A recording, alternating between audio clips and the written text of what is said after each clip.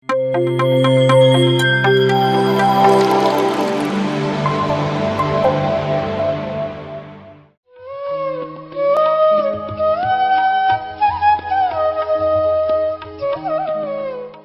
ಹೆಸರು ಮಂಜುಳಾ ಅಂತ. ನಾವು ಆರೋಳಿಯವರು. ರಾಮನಗರ ಪಿರಮಿಡ್ಗೆ ಬಂದು 2 ವರ್ಷ ಆಯಿತು. ಬಟ್ ನಾವು ಧ್ಯಾನಕ್ಕೆ ಬಂದು 8 ಇಯರ್ಸ್ ಆಯಿತು. ಬಟ್ 8 ವರ್ಷದಿಂದ ನನ್ನ ಧ್ಯಾನದಲ್ಲಿ ನಾನು ಪಡ್ಕೊಂಡಿರೋದೇನಪ್ಪ ಅಂದರೆ, ಫಸ್ಟು ನಾನು ಹೆದರ್ಕೊಳ್ತಾ ಇದ್ದೆ. ಏನೇ ಒಂದು ಮುಂದಕ್ಕೆ ಬರಬೇಕು ಅಂದರೂ ಒಂದು ಹಿಂದೇಟಾಗ್ತಾಯಿದೆ ಯಾವುದಕ್ಕೂ. ಆಮೇಲೆ ಗಟ್ಟಿ ಮನಸ್ಸು ತೊಗೊಳಕ್ಕಾಗ್ತಾ ಇರಲಿಲ್ಲ ನನ್ನ ಕೈಯಲ್ಲಿ. ಈ ಧ್ಯಾನಕ್ಕೆ ಬಂದಾದಮೇಲೆ ಒಂದು ಛಲ ಬತ್ತು, ಒಂದು ಏಕಾಗ್ರತೆ ಇದೆ. ನನ್ನ ಲೈಫಲ್ಲಿ ನಾನು ಏನೇನು ತೊಗೊಂಡು ಅನುಭವಿಸಿದ ಕಷ್ಟಗಳನ್ನೆಲ್ಲ ಅದನ್ನೆಲ್ಲ ನಾನು ವಾಪಸ್ ಪಡ್ಕೊಂಡಿದ್ದೀನಿ ಧ್ಯಾನ ಮುಖಾಂತರ. ಅಂದರೆ ಈ ಪತ್ರಿಜಿ ಸರು ನನಗೆ ಧ್ಯಾನ ಮಾರ್ಗ ಹೇಳ್ಕೊಟ್ಟಿರೋದು ಪತ್ರಿಜಿ ಸರ್ ಡೈರೆಕ್ಟಾಗಿ. ಯಾರ ಮುಖಾಂತರನೂ ಹೋಗಿಲ್ಲ ನಾವು ಪಿರಮಿಡ್ ಇವರಿಗೆ. ಈ 8 ವರ್ಷದಿಂದ ಸರ್ ನಾವು ಆರ್ಥಿಕತೆ ಆಗಲಿ, ಒಂದು ಮಾನಸಿಕ ತೊಳಲಾಟ ಆಗಲಿ, ಮನೆಯಲ್ಲಿ ಏನೇ ಒಂದು ಸಮಸ್ಯೆಗಳು ಬಂದ್ರೂ ಯಾವುದೇ ಒಂದು ರೀತಿ ಒಂದು ಆಲೋಚನೆಗಳಾಗಲಿ ಎಲ್ಲ ನಾವು ಧ್ಯಾನ ಮಾರ್ಗದಿಂದನೇ ಕಂಡುಕೊಂಡಿದ್ದೀನಿ. ಈ ಧ್ಯಾನದಲ್ಲಿ ನಾನು ಪ್ರತಿಯೊಂದನ್ನು ಪಡ್ಕೊಂಡಿದ್ದೀನಿ. ಬಟ್ ಇನ್ನು ಮುಂದೆ ನಾನು ಧ್ಯಾನ ಮಾಡಬೇಕು, ಧ್ಯಾನದಲ್ಲಿ ಮುಂದುವರಿಬೇಕು ಅಂತಂದ್ಬಿಟ್ಟು ತುಂಬ ಅಂದ್ಕೊಂಡಿದ್ದೀನಿ. ಬಟ್ ಇದಕ್ಕೂ ಮುಂಚೆ ನಾವು ಬೆಂಗಳೂರಲ್ಲೆಲ್ಲ ಇದ್ದಾಗ ಆಲ್ರೆಡಿ ಜೀವನದಲ್ಲಿ ತುಂಬ ನೊಂದ್ಬಿಟ್ಟಿದ್ವಿ ನಾವು ಆಲ್ರೆಡಿ. ಮಾನಸಿಕವಾಗಿ ಆಗಲಿ, ಆರ್ಥಿಕವಾಗಿ ಆಗಲಿ, ಒಂದು ಆರೋಗ್ಯದ ಬಗ್ಗೆನೇ ಆಗಲಿ. ಯಾಕೆಂದರೆ ನಮ್ಮ ಯಜಮಾನ್ರಿಗೆ TB ಕಾಯಿಲೆ ಬಂದುಬಿಟ್ಟು ಡಾಕ್ಟ್ರು ಬದುಕೋದಿಲ್ಲ ಅಂತ ಹೇಳ್ಬಿಟ್ಟಿದ್ರು. ಲಕ್ಷ್ಮಣ್ ಅಂತಂದ್ಬಿಟ್ಟು ನಮ್ಮ ಯಜಮಾನ್ರ ಹೆಸರು. ಬದುಕೋದಿಲ್ಲ ಅಂತ ಹೇಳಿದರು. ಬಟ್ ಅದನ್ನು ನಾನು ಗೆದ್ಕೊಂಡು ಬಂದಿದ್ದೆ. ಆವಾಗ ಇನ್ನೂ ನಾವು ಧ್ಯಾನಕ್ಕೆ ಬಂದಿರಲಿಲ್ಲ. ಆದರೂ ನಾನು ಅವ್ರನ್ನ ಉಳಿಸ್ಕೊಂಡು ಊರ ಕಡೆಗೆ ಬಂದುಬಿಟ್ವಿ. ಮಗು ಎಜುಕೇಷನ್ ನೋಡಬೇಕಲ್ಲ, ಬೆಂಗಳೂರಲ್ಲಿ ಆಗೋದಿಲ್ಲ ಒಬ್ಬರೇ ಜೀವನ ಮಾಡೋಕ್ಕೋಸ್ಕರ ಅಂತ ಅಂದ್ಬಿಟ್ಟು. ಆ ಟೈಮಲ್ಲಿ ನಮಗೆ ಈ ಪಿರಮಿಡ್ ವ್ಯಾಲಿ ಪರಿಚಯ ಆಗಿದ್ದು. ಫಸ್ಟು ಪರಿಚಯ ಆಯಿತು ಪಿರಮಿಡ್ ವ್ಯಾಲಿ. ಆಮೇಲೆ ಗುರೂಜಿನ ಪತ್ರಿಜಿ ಸರ್ನ ನೋಡ್ತಾಯಿದ್ವಿ, ಬರ್ತಾಯಿದ್ವಿ, ಎಲ್ಲ ಮಾಡ್ತಾಯಿದ್ವಿ. ಬಟ್ ನಾನು ಪತ್ರಿಜಿ ಸರು ಇದನ್ನು ಕಟ್ಟಿದ್ದಾರೆ, ಏನಕ್ಕೋಸ್ಕರ ಕಟ್ಟಿದ್ದಾರೆ ಅಂತ ಗೊತ್ತಿಲ್ಲ. ಬರೀ ಎಲ್ಲ ತೆಲುಗಿನವ್ರು ಇದ್ದಿದ್ದು. ನನಗೆ ಭಾಷೆ ಬರ್ತಾ ಇರಲಿಲ್ಲ, ಕನ್ನಡ ಬಂದುಬಿಟ್ಟರೆ ಯಾವ ಭಾಷೆನೂ ಬರ್ತಾ ಇರಲಿಲ್ಲ. ಬಟ್ ಅವರೆಲ್ಲ ಗ್ರೂಪ್ ಮಾಡ್ಕೊಂಡು ಒಂದೊಂದು ಫಂಕ್ಷನ್ ಥರ ಮಾಡ್ತಾಯಿದ್ರು. ಆ ಗ್ರೂಪ್ ಹತ್ರ ಒಂದು ಸ್ವಲ್ಪ ಗ್ರೂಪಲ್ಲಿ ಕೂತ್ಕೊಳ್ಳೋದ್ವಿ, ಅಲ್ಲಿ ನೋಡ್ಕೊಳ್ತಾಯಿದ್ವಿ. ಮುಂದೆ ತಿರ್ಗಾ ಹೋಗ್ತಾಯಿದ್ವಿ. ಆ ಗ್ರೂಪಲ್ಲಿ ಏನು ಮಾತಾಡ್ತಾರೆ ಅದು ಅರ್ಥ ಆಗ್ತಾಯಿರಲಿಲ್ಲ, ಏನಿಲ್ಲ. ಬಟ್ ಏನೋ ಒಂಥರ ಇಂಟ್ರೆಸ್ಟ್ ಕೊಟ್ಟು ನೋಡ್ಕೊಂಡು ಬರ್ತಾಯಿದ್ವಿ. ಇವಾಗ ಬೆಳೆದಿರೋ ಗಿಡ ಮರಗಳೆಲ್ಲ ಆವಾಗ ಚಿಕ್ಕ ಚಿಕ್ಕ ಗಿಡಗಳು. ಆ ಗಿಡಗಳ ಹತ್ರ ಕೂತ್ಕೊಳ್ಳೋದು, ಬರೋದು, ಮಗನ ಆಟಾಡಿಸ್ಕೊಳ್ಳೋದು, ಈ ಥರ ಮಾಡಿಕೊಂಡು ಪಿರಮಿಡ್ ವ್ಯಾಲಿಗೂ ಹೋಗ್ತಾಯಿದ್ವಿ. ಪಿರಮಿಡ್ ವ್ಯಾಲಿಗೂ ಹೋಗ್ಬಿಟ್ಟು ಒಳಗಡೆ ಎಲ್ಲ ಕಿಂಗ್ ಚೇಂಬರ್ ಗಂಟ ಯಾವತ್ತೂ ಹೋಗಿರಲಿಲ್ಲ. 1 ವರ್ಷ ಗಂಟ ಹೋಗಿರಲಿಲ್ಲ. ಕೆಳಗಡೆನೇ ಕೂತ್ಕೊಳ್ತಾಯಿದ್ದೆ, ನೋಡ್ಕೊಳ್ತಾಯಿದ್ದೆ, ಬರ್ತಾಯಿದ್ದೆ. ಬಟ್ ಬೇಗ ಧ್ಯಾನಕ್ಕೆ ಬಂದವರು ಅಂದರೆ ನಮ್ಮ ಮನೇಲಿ ನನ್ನ ಮಗಳು, ನಮ್ಮ ಯಜಮಾನ್ರು ಇಬ್ಬರು ಬಂದರು. ನನ್ನ ಮಗಳು ನಯನ ಅಂತ ಅಂದ್ಬಿಟ್ಟು ಇಬ್ಬರು ಧ್ಯಾನಕ್ಕೆ ಬೇಗ ಬಂದರು. ಬಟ್ ನಾನು ಬಂದಿರಲಿಲ್ಲ ಧ್ಯಾನಕ್ಕೆ. ಅಂದರೆ ನನಗೆ ಅದ್ರ ಪ್ರಭಾವ ಏನಂತನೂ ಗೊತ್ತಿಲ್ಲ, ಧ್ಯಾನ ಏನಕ್ಕೋಸ್ಕರ ಮಾಡ್ತಾರಂತ ಗೊತ್ತಿಲ್ಲ, ಧ್ಯಾನ ಮಾಡಿದ್ರೆ ಏನಾಗುತ್ತೆ ಅನ್ನೋದು ಗೊತ್ತಿಲ್ಲ. ನಮ್ಗೆ ಹೇಳ್ಕೊಡೋರು ಒಬ್ಬರು ಇರಲಿಲ್ಲ ಅವಾಗ. ನಮಗೆ ಭಾಷಾಂತರ ಪ್ರಾಬ್ಲಮ್ ಇರೋದ್ರಿಂದ ನಾವು ಯಾರನ್ನೂ ಕೇಳ್ತಾ ಇರಲಿಲ್ಲ. ಬಟ್ ನಾನು ಆಲ್ರೆಡಿ ಮೊದಲಿಂದ ಜನರನ್ನು ಜಾಸ್ತಿ ಹೊಂದ್ಕೋತಾ ಇರಲಿಲ್ಲ. ಅದರಿಂದ ನಾನು ಒಂಟಿಯಾಗಿ ನಮ್ಮ ಅಪ್ಪ ನಮ್ಮ ಯಾವ ರೀತಿ 4 ಗೋಡೆ ಮಧ್ಯೆ ಬೆಳೆಸಿದ್ರು ಅದೇ ರೀತಿ ನಾನು ಬೆಳ್ಕೊಂಡು ಬಂದುಬಿಟ್ಟಿದ್ದೆ. ಇದರಿಂದ ನಾನು ಯಾರನ್ನೂ ಫ್ರೆಂಡ್ಶಿಪ್ ಮಾಡ್ಕೊಳಕ್ಕೆ ಹೋಗಿಲ್ಲ, ಏನೂ ಇಲ್ಲ. ಇದರಲ್ಲಿ ಒಂದು ಸತಿ ಹೊಟ್ಟೆ ನೋವು ಬರ್ತಾಯಿತ್ತು ಅವಾಗವಾಗ. ಹೊಟ್ಟೆ ನೋವು ಬಂದರೆ ಬೆಳಗ್ಗೆಯಿಂದ ಸಾಯಂಕಾಲ ಗಂಟ ಏನಪ್ಪ ನನಗೆ ಸತ್ತೋಗ್ಬಿಡೋಣ, ನನ್ನ ಕೈಯಲ್ಲಿ ಇರೋಕ್ಕಾಗಲ್ಲ ಅನ್ನೋ ಥರಕ್ಕೆ ತುಂಬ ಫೀಲ್ ಆಗ್ತಾಯಿತ್ತು. ಆ ಥರ ಹೊಟ್ಟೆ ನೋವು ಬರ್ತಾಯಿದ್ದಕ್ಕೆ ಏನು ಮಾಡಿದೆ, ಒಂದು ಸತಿ ಬಂದಿತ್ತು, ಬೆಂಗಳೂರಲ್ಲಿದ್ದಾಗೆ ಬಂದಿತ್ತು. ಅದು ಪಕ್ಕದವರು ಏನೋ ಡಾಕ್ಟ್ರಿಗೆಲ್ಲ ತೋರಿಸಿ ಎಲ್ಲ ಮಾಡಿದ್ರು, ಸರೋಗಿತ್ತು. ಆವತ್ತು ಪಿರಮಿಡ್ ವ್ಯಾಲಿನಲ್ಲಿ ಏನೋ ಫಂಕ್ಷನ್ ನಡೀತಾಯಿದೆ, ಫ್ಲೂಟ್ ಮ್ಯೂಸಿಕ್ ನಡೆಸ್ತಾಯಿದ್ರು ಪತ್ರಿಜಿ ಸಾರು. ನಮ್ಮ ಯಜಮಾನ್ರು ನಮ್ಮ ನಯನ ನನ್ನ ಮಗಳು ಏನು ಮಾಡಿದ್ಲು, ಅಮ್ಮ ಇಲ್ಲಮ್ಮ ಬಾಮ್ಮ ಕರ್ಕೊಂಡು ಹೋಗ್ತೀವಿ ಅಂತಂದ್ಬಿಟ್ಟು. ಇಲ್ಲಿ ಆವಾಗ ವೆಹಿಕಲ್ಸ್ ಏನೂ ಇರಲಿಲ್ಲ, ಆರೋಳಿಯಿಂದ ಹೋಗ್ಬೇಕು ಅಂದರೆ ಆಟೋನೂ ಇರಲಿಲ್ಲ. ನಡ್ಕೊಂಡು ಹೋಗ್ಬೇಕಾಗಿತ್ತು, ನಡ್ಕೊಂಡು ಬರಬೇಕಾಗಿತ್ತು. ಬಟ್ 3 ಕಿಲೋಮೀಟ್ರ್ ನಡ್ಕೊಂಡು ಹೋಗಿದ್ದೆ ಆ ಹೊಟ್ಟೆ ನೋವಿನಲ್ಲೂ. ನಡ್ಕೊಂಡೋಗಿ ಆವಾಗ ತುಂಬ ಹೊಟ್ಟೆ ನೋವು ತಡೆಯೋಕ್ಕಾಗಲಿಲ್ಲ. ಆವಾಗೇನು ನಮ್ಮ ಯಜಮಾನ್ರು ಏನು ಮಾಡಿದ್ರು, ಆವಾಗ ಈ ಥರ ಎಲ್ಲ ಸ್ಟೋರ್ಗಳು ಇಕ್ತಾ ಇರಲಿಲ್ಲ. ಆವಾಗ ನಾಟಿ ಇದು ಅಂತಂದ್ಬಿಟ್ಟು ಒಂದು ಚೂರ್ಣಗಳನ್ನ ಇಕ್ತಾಯಿದ್ರು. ಆ ಚೂರ್ಣನ ಒಂಚೂರು ತೊಗೊಬಂದು ಕೊಟ್ಬಿಟ್ಟು, ಮಂಜು ಇದನ್ನು ತಿಂದ್ಬಿಟ್ಟು ನೀರು ಕುಡಿದ್ಬಿಟ್ಟು ಮಲ್ಕೋಬೇಕಂತೆ, ಮಲ್ಕೋ ಅಂತ ಅಂದ್ಬಿಟ್ಟಿರೋದು. ನಾನು ಈ ಕಡೆ ಪಿರಮಿಡ್ ವ್ಯಾಲಿಲಿ ಒಳಗಡೆ ಮಲಗಿದ್ದೀನಿ. ನನ್ನ ತಲೆ ಹತ್ರ ಇವಾಗ ಎಲ್ಲಿ ಸ್ಟೇಜ್ ಇದೆಯೋ ಅದೇ ಸ್ಟೇಜ್ ಮೇಲೆ ಪತ್ರಿಜಿ ಗುರೂಜಿ ಫ್ಲೂಟ್ ನುಡಿಸ್ತಾಯಿದ್ರು. ಆ ಫ್ಲೂಟ್ನ ಕೇಳಿಸ್ಕೊಂಡು ಹಾಗೇ ನಿದ್ದೆ ಹೋಗ್ಬಿಟ್ಟಿದ್ದೀನಿ. ಎದ್ದೇಳೋಷ್ಟೊತ್ತಿಗೆ ನನಗೆ ಹೊಟ್ಟೆ ನೋವೇ ಇಲ್ಲ. ಆವತ್ತು ಬಂದಿದ್ದು ಹೊಟ್ಟೆ ನೋವು ಇವತ್ತುವರೆಗೂ ಹೊಟ್ಟೆ ನೋವು ಬಂದಿಲ್ಲ ನನ್ನ ಲೈಫಲ್ಲಿ. ಅದೊಂದು ನನಗೆ ಅನುಭವ ಆಯಿತು. ಅಯ್ಯೋ ಇಷ್ಟೊಂದು ಇದು ನಾನು ಧ್ಯಾನ ಮಾಡಲಿಲ್ಲ ಏನಿಲ್ಲ, ಒಂಚೂರು ನಾನು ನುಂಗಿ ಫ್ಲೂಟ್ ಕೇಳಿಕೊಂಡೆ ಪ್ರತಿಜಿ ಗುರೂಜಿದು. ಅಂದರೆ ಫ್ಲೂಟ್ ತುಂಬ ಇಷ್ಟ ಆಗ್ತಾಯಿತ್ತು, ಅವ್ರು ನುಡ್ಸೋದು ಫ್ಲೂಟು ತುಂಬ ಇಷ್ಟ ಆಗ್ತಾಯಿತ್ತು. ಆ ಇದರಿಂದ ನನಗೆ ಕೇಳ್ಕೊಂಡಿರಬೇಕು ಮಾಡಬೇಕು ಅನ್ನೋದು ಆ ಫ್ಲೂಟ್ಗೋಸ್ಕರ ಹೋಗ್ತಾಯಿದ್ದೆ ನಾನು ಪಿರಮಿಡ್ ವೇಲೆಗೆ. ಪ್ರತಿಜಿ ಸರ್ನ ನೋಡೋಕ್ಕೋಸ್ಕರ ಹೋಗ್ತಾಯಿದ್ದೆ. ಆದರೆ ನಮ್ಮ ತಂದೆನ ಕಳ್ಕೊಂಡು ಆವಾಗ ವರ್ಷ ಆಗಿತ್ತು. ಆ ರೂಪಾಂತರ ಏನಿದೆ ಅಂದರೆ, ನಮ್ಮ ತಂದೆ ಸ್ವಲ್ಪ ಬ್ಲ್ಯಾಕ್ ಇದ್ದರು ಅಷ್ಟೇ, ಫೇಸು ಒಂದೇ ಥರ ಇರೋದಕ್ಕೆ ನಾನು ಪ್ರತಿಜಿ ಗುರೂಜಿ ನೋಡಿದ ತಕ್ಷಣ ನನಗೆ ನಮ್ಮ ತಂದೆ ನೆನಪು ಬಂದುಬಿಡ್ತು. ನಮ್ಮ ತಂದೆ ನಮ್ಮ ಅಪ್ಪನ ನೋಡ್ದಂಗೆ ಆಯ್ತದಲ್ಲ ಈ ಸ್ವಾಮೀಜಿ ನೋಡಿದ್ಮೇಲೆ ಅಂತಂದ್ಬಿಟ್ಟು ಪ್ರತಿಜಿ ಸರ್ನೇ ನಮ್ಮಪ್ಪ ಅಂತ ಅಂದ್ಕೊಂಡು ಅವ್ರಿಗೋಸ್ಕರ ವಾರ ವಾರ ಹೋಗ್ತಾಯಿದ್ದೆ ನಾನು ಪಿರಮಿಡ್ ವ್ಯಾಲಿಗೆ. ನಾನು ಧ್ಯಾನ ಮಾಡಿಲ್ಲ ಅಂದರೂ ಪರವಾಗಿಲ್ಲ, ಏನು ಮಾಡಿದರೂ ಪರವಾಗಿಲ್ಲ, ನಾನು ಪ್ರತಿಜಿ ನೋಡೋಕ್ಕೋಸ್ಕರ ಆದರೂ ಹೋಗ್ತೀನಿ, ಆ ಫ್ರೂಟ್ ಕೇಳೋಕ್ಕಾದರೂ ಹೋಗ್ತೀನಿ ಅಂತಂದ್ಬಿಟ್ಟು ಹೋಗ್ತಾಯಿದ್ದೆ. ಆ ಫ್ರೂಟ್ ನುಡ್ಸ್ಕೊಂಡು ಹೋಗ್ತಿರುವಾಗ ಅವತ್ತು ಈರಪ್ಪ ನನಗೆ ಅವ್ರಿಗೆ ಕೋಪ ಬರುತ್ತೆ, ಹೊಡಿತಾರೆ, ಮಾಡ್ತಾರೆ ಅನ್ನೋದು ಯಾರೂ ಹೇಳ್ಕೊಟ್ಟಿಲ್ಲ, ನನಗೇನೂ ಗೊತ್ತೂ ಇರಲಿಲ್ಲ. ಬಟ್ ಅವತ್ತು ಅವ್ರಿಗೆ ನಮಸ್ಕಾರ ಮಾಡಿಬಿಟ್ಟು ಆಶೀರ್ವಾದ ತಗೊಳ್ಳೋಣ ಫಸ್ಟ್ ಟೈಮ್ ನನಗೆ ಆ ಥರ ಅನಿಸಿದ್ದು.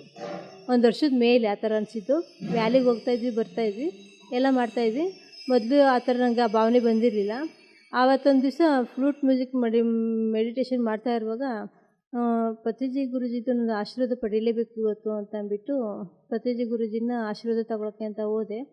ತಗೊಳ್ತಾ ಇರುವಾಗ ಅವ್ರ ಪಾದಸ್ಪರ್ಶ ಮಾಡಿದ್ದಷ್ಟೇನೆ. ಆ ಪಾದಸ್ಪರ್ಶ ಮಾಡ್ತಾಯಿದ್ದೀನಿ, ಜನಗಳೆಲ್ಲ ಸೆಕೆಂಡ್ ತೊಗೊಂಡು ಹೋಗ್ತಾ ಇದ್ದಾರೆ. ನನಗೆ ಅಯಸ್ಕಾಂತ ಥರ ಗುರುತ್ವಾಕರ್ಷಣ ಥರ ಮ್ಯಾಗ್ನೆಟ್ ಥರ ಕಚ್ಕೊಬಿಡ್ತು. ಒಂದು 2 ನಿಮಿಷ ಆದರೂ ಬಿಡಲೇ ಇಲ್ಲ ಕಾಲು ಕೈ. ಯಪ್ಪ ಏನು ಮಾಡೋದು, ಬಿಡ್ತಾನೆ ಇಲ್ವಲ್ಲ, ಎಲ್ಲಿ ಹೊಡೆದ್ಬಿಡ್ತಾರೋ, ಎಲ್ಲಿ ಇದು ಮಾಡಿಬಿಡ್ತಾರೋ, ಏನಾಗುತ್ತೋ ಅಂತ ಅಂದ್ಬಿಟ್ಟು ಇದು ಮಾಡ್ತೀನಿ. ನಮ್ಮ ಪ್ರತಿಜಿ ಸರ್ ಮುಖ ನೋಡ್ತೀನಿ, ಕೆಳಗಡೆ ಕೈ ನೋಡ್ತೀನಿ, ಬರ್ತಾನೇ ಇಲ್ಲ. ಏನಪ್ಪ ಮಾಡೋದು ಅಂದ್ಬಿಟ್ಟು ಆಮೇಲೆ ಒಂದು 2 ನಿಮಿಷ ಆದಮೇಲೆ ಕೈ ಬಿಡ್ತು. ಸದ್ಯ ಬದುಕೊಂಡೆ ಅಂತ ಅಂದ್ಬಿಟ್ಟು ನಾನು ಬಂದಾದಮೇಲೆ ಆವಾಗ ಸೆಕೆಂಡ್ ಕೊಟ್ಕೊಂಡು ಬಂದೆ. ಆವಾಗ ನನಗೆ ಪ್ರತಿಜಿ ಸರು ನಾನು 4 ಕಣ್ಣು ಒಂದೇ, ಅಂದರೆ ಅದೇನು ಜನ್ಮದ ಬಾಂಧವ್ಯನೋ ಏನೋ ಗೊತ್ತಿಲ್ಲ. ಆವತ್ತು ನಾನು ಅವ್ರಿಗೆ ಇದಾಗಿದ್ದು ಇವತ್ತುವರೆಗೂ ನನ್ನ ಲೈಫಲ್ಲಿ ಅವ್ರನ್ನ ಒಂದು ತಂದೆಯ ಸ್ಥಾನದಲ್ಲಿ, ಒಂದು ದೇವ್ರ ಸ್ವರೂಪದಲ್ಲಿ ನಾನು ನೋಡ್ಕೊಂಡು ಬಂದೆ. ಆಮೇಲೆ ಧ್ಯಾನಕ್ಕೆ ನಾನು ಅಡಿಕ್ಟ್ ಆಗಿದ್ದು ಆವಾಗೇನೇನೆ. ಅದಕ್ಕೂ ಮುಂಚೆ ನಾನು ಧ್ಯಾನ ಮಾಡಬೇಕು ಅನ್ನೋದೇನೂ ಇರಲಿಲ್ಲ. ನನ್ನ ಮಗಳು ನನ್ನ ಯಜಮಾನ್ರು ಎಲ್ಲ ಎಷ್ಟೋ ಹೇಳ್ಕೊಡ್ತಿದ್ರು, ಅಮ್ಮ ಕಣ್ಮುಚ್ಕೊಂಡು ಕೂತ್ಕೊಳ್ಳಮ್ಮ ಮನೆಯಲ್ಲಿ, ಧ್ಯಾನ ಮಾಡಮ್ಮ ಅಂತ ಎಷ್ಟೆಷ್ಟೋ ಇದು ಮಾಡಿ ಟ್ರಯಲ್ ಮಾಡಿದ್ರು, ಆಗಲಿಲ್ಲ. ಆಮೇಲೆ ನಾನು ಧ್ಯಾನ ಮಾಡೋಕ್ಕೆ ಸ್ಟಾರ್ಟ್ ಮಾಡಿದೆ. ಪ್ರತಿಜಿ ಗುರೂಜಿನೇ ನನಗೆ ನಮಗೆ ಅಂದರೆ ಗ್ರೂಪಲ್ಲಿ ಹೇಳ್ಕೊಡ್ತಾಯಿದ್ರು, ಫ್ಲೂಟ್ ನುಡ್ಸ್ಕೊಂಡು ಗೈಡ್ ಮಾಡ್ತಾಯಿದ್ರಲ್ಲ, ಆ ಇದರಲ್ಲೇ ನಾನು ಧ್ಯಾನ ಕಲ್ತಿದ್ದು. ಆವಾಗ ಉಸಿರಾಟದ ಮೇಲೆ ಗಮನ ಕೊಡಬೇಕು ಅಂತಂದ್ಬಿಟ್ಟು ಯಾವಾಗ ಪ್ರತಿಜಿ ಗುರೂಜಿ ಧ್ಯಾನ ಹೇಳ್ಕೊಡೋಕೆ ಸ್ಟಾರ್ಟ್ ಮಾಡಿದ್ರು, ಆವಾಗ ನಾನು ಧ್ಯಾನಕ್ಕೆ ಅಡಿಕ್ಟ್ ಆಗೋಕ್ಕೆ ಸ್ಟಾರ್ಟ್ ಮಾಡಿದೆ. ಧ್ಯಾನ ಮಾಡ್ತಾ ಒಂದು ಸತಿ ಕಿಂಗ್ ಚೇಂಬರ್ಗೆ ಹೋಗಿಬಿಟ್ಟು ಧ್ಯಾನ ನೋಡೋಣ ಎಲ್ಲರೂ ಹಿಂಗೆ ಅನುಭವ ಹೇಳ್ತಾರಲ್ಲ ಗುರೂಜಿದು, ನನಗೇನಾದರೂ ಅನುಭವ ಆಗುತ್ತೋ ಆಗಲ್ವೋ ಗೊತ್ತಿಲ್ಲ, ಒಟ್ಟಿನಲ್ಲಿ ಧ್ಯಾನ ಮಾಡೋಣ, ಕಿಂಗ್ ಚೇಂಬರ್ ಪವರ್ ನೋಡಲೇಬೇಕು ಅಂತ ಅಂದ್ಬಿಟ್ಟು ನಾನು ಮನಸ್ಸಿನಲ್ಲಿ ಅಂದ್ಕೊಂಡು ಕಿಂಗ್ ಚೇಂಬರ್ಗೆ ಹೋಗಿ ಧ್ಯಾನ ಮಾಡಿದೆ. ಇವತ್ತು ಕಿಂಗ್ ಚೇಂಬರ್ಗೆ ಹೋಗಿ ಧ್ಯಾನ ಮಾಡ್ತಾ ನಾನು ಧ್ಯಾನಕ್ಕೆ ಹೋಗ್ಬಿಟ್ಟಿದ್ದೀನಿ. ಬಟ್ ಧ್ಯಾನದಲ್ಲಿ ಏನಾಗಿದೆ ಅಂದರೆ, ಅವ್ರ ಡ್ರೆಸ್ಸು ಏನಾಗ್ತಿದ್ರು ಅಂದರೆ ವೈಟೇ ಆಗ್ತಾಯಿದ್ದು ಯಾವಾಗೂ. ಆ ಡ್ರೆಸ್ಸಿನಲ್ಲಿ ಬಂದುಬಿಟ್ಟು ಅಂಗೈಯಲ್ಲಿ ಎತ್ಕೊಂಡು ಮೇಲಕ್ಕೆ ಹೋಗ್ತಾಯಿದ್ದಾರೆ ನನ್ನನ್ನು. ಅಂದರೆ ಇದೇನಪ್ಪ ಇಷ್ಟೊಂದು ಮೇಲಕ್ಕೆ ಎತ್ಕೊಂಡಿದ್ರು, ಎಲ್ಲಿ ಬೀಳಿಸ್ಬಿಡ್ತಾರೋ ಅಂತ ನನಗೆ ಒಂದು ಕಡೆ ಭಯ. ಅಂದರೆ ಎಚ್ಚರವಾಗೇ ಇದ್ದೀನಿ, ಅವೇರ್ನೆಸ್ಸಲ್ಲೇ ಇದ್ದೀನಿ ನಾನು. ಬಟ್ ಎಲ್ಲಿ ಎತ್ಕೊಂಡು ಹೊಂಟೋಗ್ತಾರೋ, ಎಲ್ಲಿ ಬೀಳಿಸ್ಬಿಡ್ತಾರೋ ಅನ್ನೋ ಒಂದು ಭಯ. ಇನ್ನೊಂದು ಕಡೆಗೆ ಕಣ್ಬಿಟ್ಟು ನೋಡಿದ್ರೆ ಕೆಳಗಡೆ ಕೂತೇ ಇದ್ದೀನಿ ಕಿಂಗ್ ಚೇಂಬರಲ್ಲಿ. ಆ ಥರ ಒಂದು ಸಿಚುವೇಶನ್ನು ಆವತ್ತಿಂದ ನನಗೆ ಅವರು ಎಷ್ಟು ಮೇಲಕ್ಕೆ ಎತ್ಕೊಂಡು ಹೋಗಿದ್ರು ಅಂತಂದರೆ ಇವಾಗ ಅರ್ಥ ಆಗುತ್ತೆ. ಅಂದರೆ ನಿನ್ನ ಧ್ಯಾನದಲ್ಲಿ ನೀನು ಇಷ್ಟು ಮುಂದಕ್ಕೆ ಹೋಗ್ತೀಯ, ನಿನ್ನ ಲೈಫಲ್ಲಿ ಮುಂದುವರಿತೀಯ, ನೀನು ಇಷ್ಟು ಮೇಲಕ್ಕೆ ಹೋಗ್ತೀಯ ಅಂತ ಅನ್ನೋದನ್ನು ಆವತ್ತು ನನಗೆ ಫಸ್ಟು ಟೈಮ್ ತೋರಿಸ್ಕೊಟ್ಟಿದ್ದು ಪ್ರತಿಜಿ ಗುರೂಜಿರು. ಅವರಿಗೆ ನಾನು ಎಷ್ಟು ಕೃತಜ್ಞತೆ ಹೇಳಿದ್ರೂ ಸಾಕಾಗೋದಿಲ್ಲ. ಅಲ್ಲಿಂದ ಆಚೆಗೆ ನಾನು ಅದಕ್ಕೂ ಮುಂಚೆ ನನಗೆ ಲೈಫು ಬೇಡ ಅಂದ್ಬಿಟ್ಟಿತ್ತು. ಒಂದು ಥರ ಡಿಪ್ರೆಷನ್ಗೆ ಹೋಗ್ಬಿಟ್ಟಿದ್ದೆ. ಈ ಜೀವನ ಯಾಕಪ್ಪ, ಹೇಗೆ ಈ ಥರ ಎಲ್ಲ ನಡೆಸ್ಕೊಂಡು ಹೋಗೋದು ಹೆಂಗೆ, ನಮ್ಮ ತಂದೆ ಕಳ್ಕೊಂಡಿದ್ದರಿಂದ ನಾನು ಎಷ್ಟೋ ಜನಗಳಿಂದ ಮಾತು ಕೇಳಿಬಿಟ್ಟಿದ್ದೀನಿ. ರಿಲೇಟಿವ್ಸ್ ಎಲ್ಲ ದೂರ ಆಗೋದ್ರು. ಆರ್ಥಿಕತೆಯಲ್ಲಿ ದುಡ್ಡಿಗೋಸ್ಕರ ಇಷ್ಟೆಲ್ಲ ಇದು ಮಾಡಿಬಿಟ್ರು ಜನಗಳು ಹಿಂದೆಗಡೆಯಿಂದ. ಏನು ಮಾಡೋದು ಅಂತಂದ್ಬಿಟ್ಟು ತುಂಬಾ ಒಂಥರ ಫೀಲ್ ಇತ್ತು.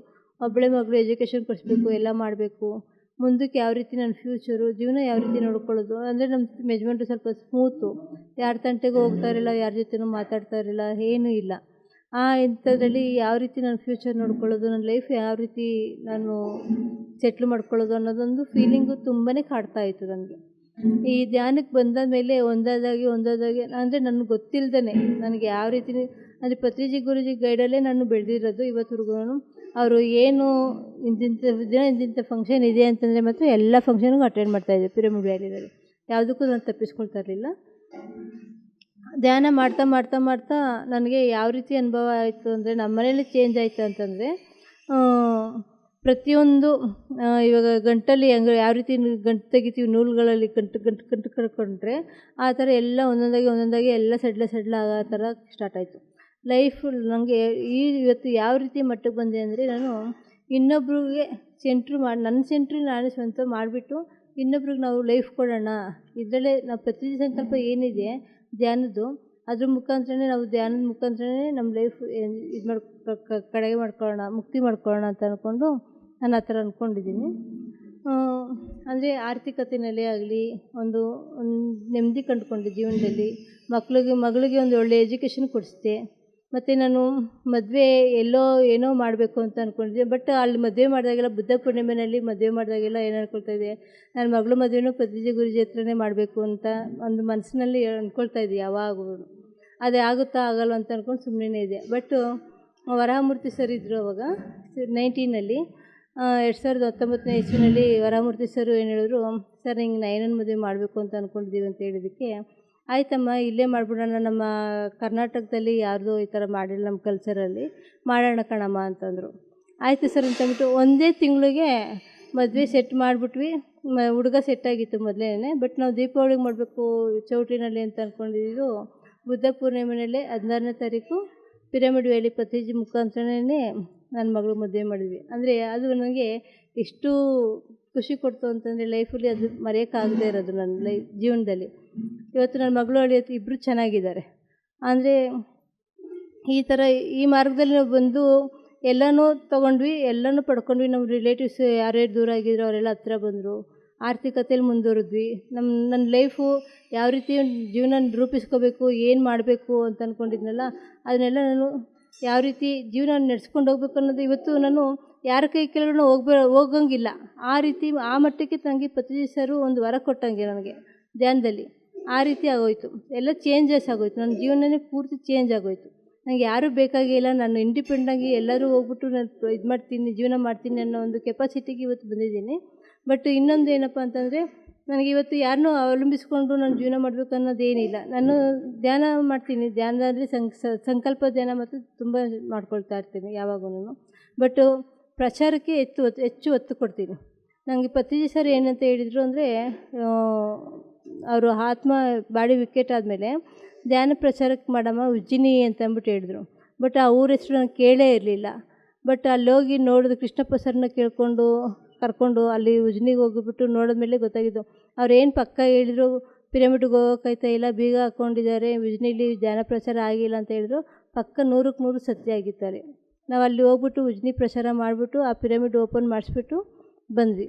ಅಲ್ಲಿಂದ ಆಚೆಗೆ ನಾನು ಧ್ಯಾನ ಪ್ರಚಾರಕ್ಕೆ ತುಂಬ ಒತ್ತು ಕೊಡ್ತಾಯಿದ್ದೀನಿ. ಇನ್ನು ನಾನು ನನ್ನ ಲೈಫಲ್ಲಿ ನನ್ನ ಜೀವ ಇರೋವರೆಗೂ ಧ್ಯಾನ ಪ್ರಚಾರ ಮಾಡಬೇಕು, 4 ಜನಕ್ಕೆ ಧ್ಯಾನಕ್ಕೆ ಕರ್ಕೊಬರಬೇಕು ಅನ್ನೋದೇ ನನ್ನ ಉದ್ದೇಶ ಇರೋದು. ಇನ್ನೊಂದು ಏನಪ್ಪ ಅಂದರೆ, ಪತ್ರಿಜಿ ಇವತ್ತು ನಮಗೆ ಜೊತೇಲಿ ಇಲ್ಲದೇ ಇರ್ಬೋದು. ಬಟ್ ಇವತ್ತು ಏನಂದರೆ, ಮಹಾಭಾರತದಲ್ಲಿ ಒಂದು ಟೈಮಲ್ಲಿ ಮಹಾಭಾರತದಲ್ಲಿ ಕೃಷ್ಣ ದೇವ್ರ ಸಮಾನ ಆಗಿದ್ದ, ಅವನು ಎಲ್ಲ ನಿಭಾಯಿಸ್ಕೊಂಡು ಬಂದ. ರಾಮಾಯಣದಲ್ಲಿ ರಾಮ ದೇವರು ಆಗಿದ್ದ, ಅವನು ಅದನ್ನು ನಿಭಾಯಿಸ್ಕೊಂಡು ಬಂದ.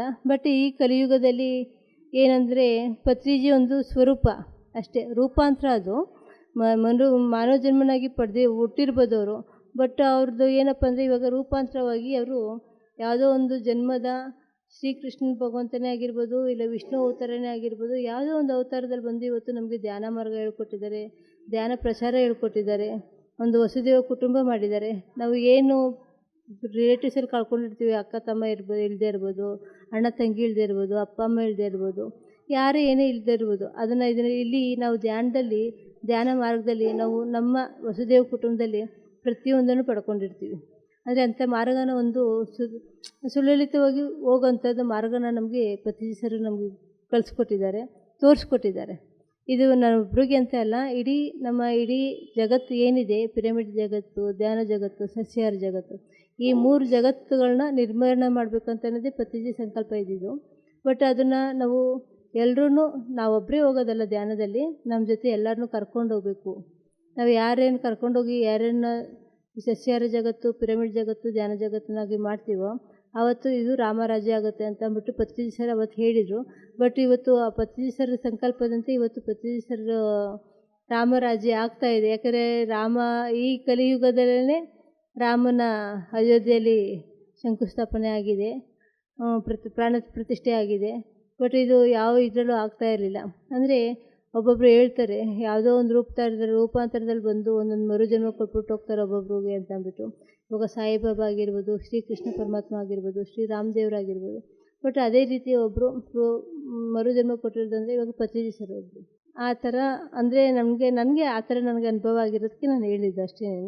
ಬಟ್ ಈ ನೀವುಗಳು ಅಷ್ಟೇ ಪಿರಮಿಡ್ಡು ಇಲ್ಲಿ ಧ್ಯಾನಕ್ಕೆ ಒಂದು ಹೆಚ್ಚು ಒತ್ತು ಕೊಟ್ಟು ಧ್ಯಾನ ಪ್ರಚಾರ ಮಾಡಿಕೊಂಡು, ಅಂದರೆ 4-6 ಜನಕ್ಕೆ ನೀವು ಯೂಟ್ಯೂಬ್ ಮುಖಾಂತರ ಬಂದು ಈ ಯೂಟ್ಯೂಬಲ್ಲಿ ನೋಡಿ, ನಿಮ್ಮ ಕೈಲಿ ಪಿರಮಿಡ್ಗಳು ಬಂದು ಧ್ಯಾನ ಮಾಡೋಕ್ಕಾಗಿಲ್ಲ ಅಂದರೆ ಯೂಟ್ಯೂಬಲ್ಲಿ ನೋಡಿ, ಚೆಕ್ ಮಾಡಿ, PMC ಕನ್ನಡ ಚಾನಲ್ ಅಂತ ಹೊಡೆದ್ರೆ ಸಾಕು, ಇದು ಚಾನಲ್ ಬರುತ್ತೆ.